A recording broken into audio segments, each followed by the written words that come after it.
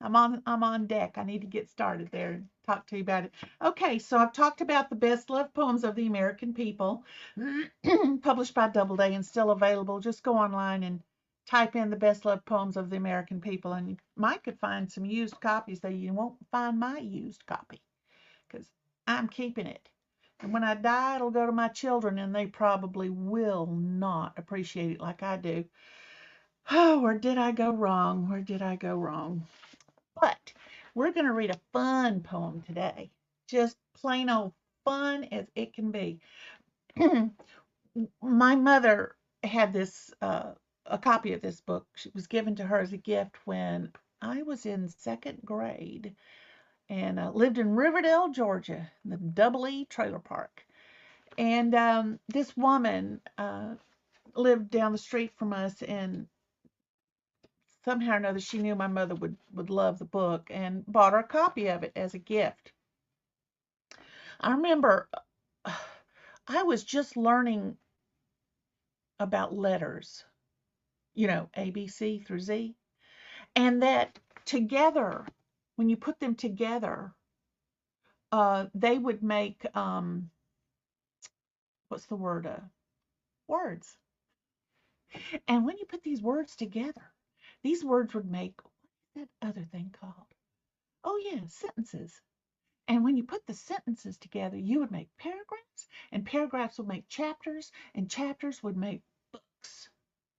And then you could organize them in poems by stanzas and songs. Words are awesome.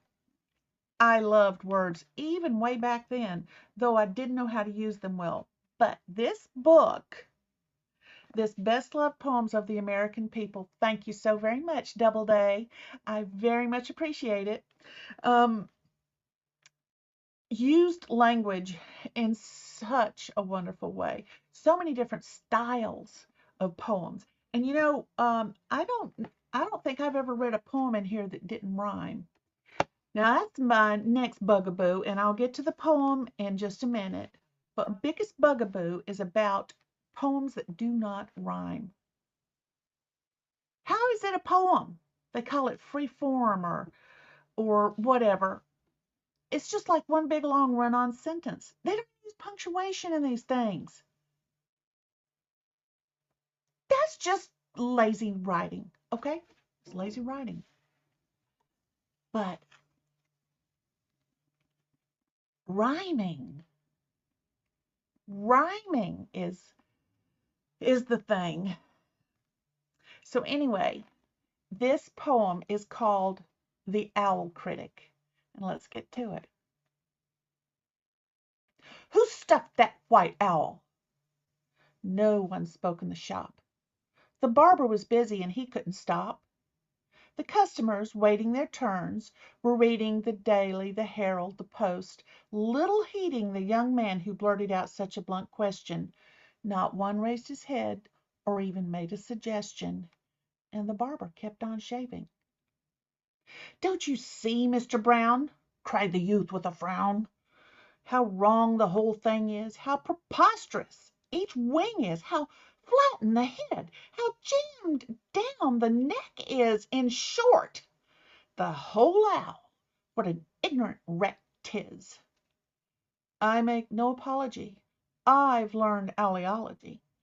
I've passed days and nights in 100 collections, and cannot be blinded to any deflections arising from unskilful fingers that fail to stuff a bird right from his beak to his tail. Mr. Brown, do take that bird down, or you'll soon be the laughing stock all over town." And the barber kept on shaving. "I've studied owls and other night fowls, and I tell you what I know to be true.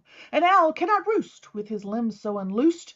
No owl in this world ever had his claws curled, ever had his legs slanted, ever had his bill canted, ever had his neck screwed into that attitude. He can't do it, because it's against all bird laws.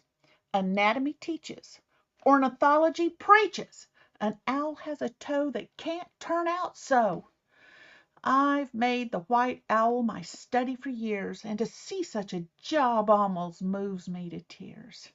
Mr. Brown, I'm amazed you should be so crazed as to put up a bird in that posture absurd. To look at that owl really brings on a dizziness.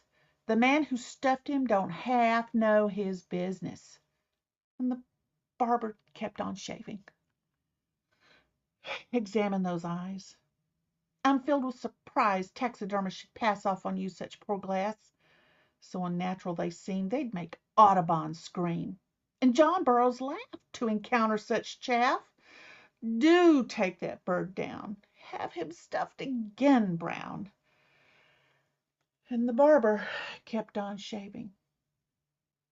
"With some sawdust and bark I could stuff in the dark an owl better than that. I can make an old bat look more like an owl than that horrid fowl, stuck up there so stiff like a side of coarse leather. In fact, about him there's not one natural feather."